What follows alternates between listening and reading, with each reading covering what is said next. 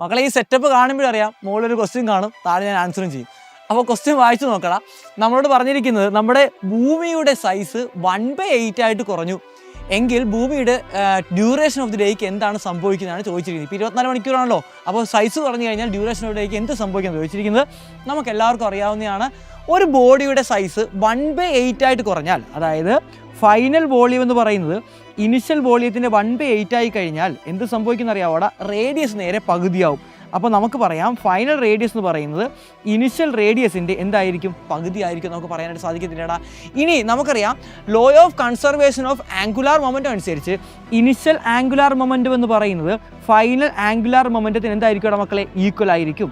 Angular momentum നമുക്ക് എല്ലാവർക്കും അറിയാവുന്നതാണ്, I1 ω1 ആണ്. അപ്പോൾ I2 ω2 ആണ് ഫൈനൽ ആംഗുലാർ മൊമെൻറ്റം എന്ന് പറയുന്നത്. അപ്പോൾ ഐക്ക് വരെ നമുക്ക് എടുക്കാം 2/5 mr² ആണ് സ്പിയർ ആയതുകൊണ്ട് 2/5 mr². ω1 വരെ നമുക്ക് എഴുതാം 2π/T1 ആണ്. I2 വരെ നമുക്ക് എഴുതാം 2/5. റേഡിയസ് നേരെ പകുതിയായി പറഞ്ഞിട്ടുണ്ടല്ലേ. അപ്പോൾ മാസിന് മാറ്റമില്ല, റേഡിയസ് നേരെ പകുതിയായി, അതിൻ്റെ എന്താണ് വരുന്നത്, സ്ക്വയർ വരും. പിന്നെ 2π/ എന്ത് വരും മക്കളെ, T2 വരും. ഇനി നമുക്ക് വെട്ടിക്കളയാനൊക്കെ വെട്ടിക്കളയാം. അവസാനം നമുക്ക് T2 = നമുക്ക് എന്ത് കിട്ടുമെന്ന് അറിയാവോടാ, T1/4 എന്ന് കിട്ടും. T1 എന്ന് പറയുന്നത് 24 മണിക്കൂറാണ്. 24/4 എന്ന് പറയുന്നത് നമുക്ക് എല്ലാവർക്കും അറിയാം 6 മണിക്കൂറാണ്. അടിപൊളി ക്വസ്റ്റ്യൻ ഇടാൻ മോനെ.